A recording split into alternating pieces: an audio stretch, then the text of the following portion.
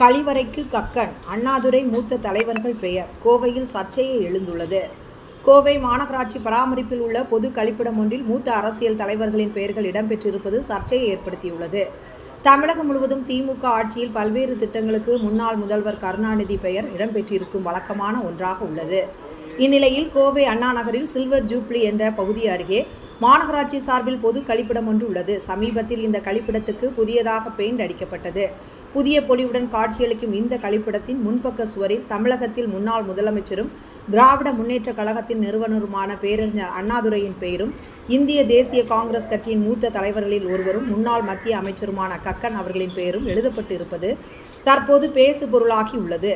பொதுமக்கள் பயன்பாட்டுக்காக உள்ள கழிப்பிடத்துக்கு மூத்த அரசியல் தலைவர்களின் பெயர்களை சூட்டியிருப்பது திமுக, அதிமுக மற்றும் காங்கிரஸ் ஆகிய கட்சிகளின் தொண்டர்கள் மத்தியில் சலசலப்பை ஏற்படுத்தியுள்ளது.